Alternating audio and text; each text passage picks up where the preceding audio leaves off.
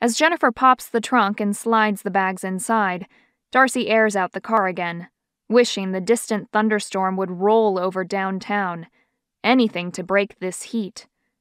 Yet when she props her phone in the cup holder, blank screens stare back at her. Her first reaction is her battery died, but the phone wouldn't display several windows outlined in white if the phone lost power. The screen would turn black, which it hasn't. The cameras aren't working. Or someone cut the signal.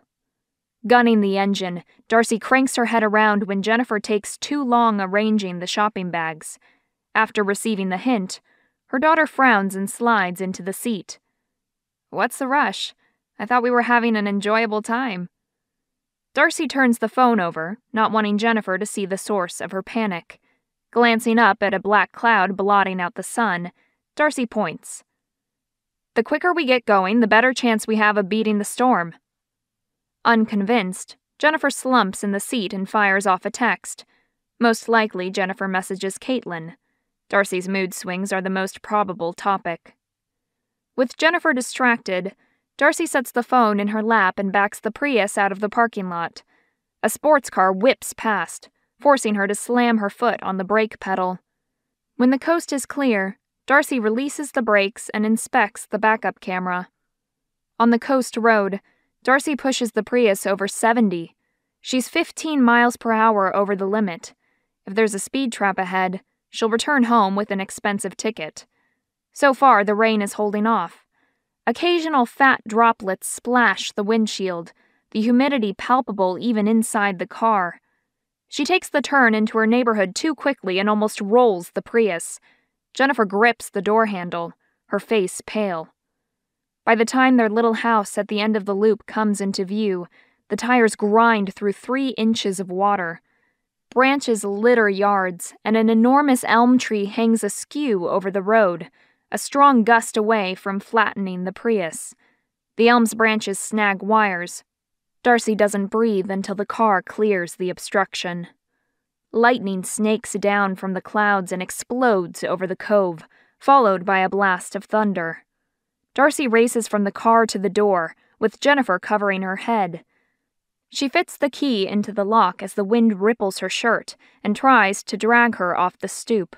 The door flies open and bangs against the foyer wall. "Hunter, are you here?"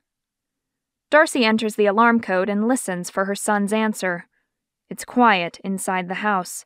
Her heart rate spikes. But when she throws open the bedroom door, Hunter lies on his side on the bed, his headphones on. Jennifer peeks inside the room and shakes her head. Darcy sits on the edge of Hunter's bed and shakes his shoulder. Her son twitches and spins around, his eyes confused until he removes the headphones. "Damn it, Hunter! How can you hear me calling you with your music turned up so loud? Do you always have to wear headphones?"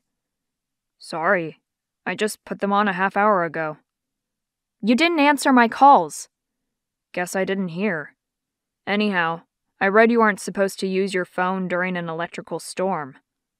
He's right, but that never stopped either of her children before. Darcy huffs and hurries to the kitchen. Though it's mid-afternoon, the house is as dark as dusk. A flick of the wall switch verifies the power is out, and the cameras aren't working. The generator should have kicked on.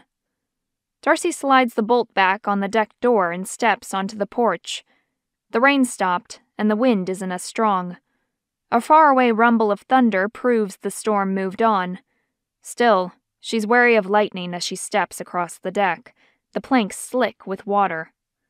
The lawn feels like a swamp under her sneakers as she treads toward the slumbering generator. After checking the connecting cable, Darcy scratches her head. The generator fired up during 2 storms last month. It can't be out of gas. But when Darcy checks the fuel level, she finds the tank bone dry. "You've got to be kidding me." She leans against the generator and rubs her temples. Darcy swore she'd keep track of the generator fuel level and never risk losing power. How could she be so stupid? With a curse, she ascends the deck and closes the door, sliding the bolt into place. First order of business this evening is to fill the generator. She can't face the dark again.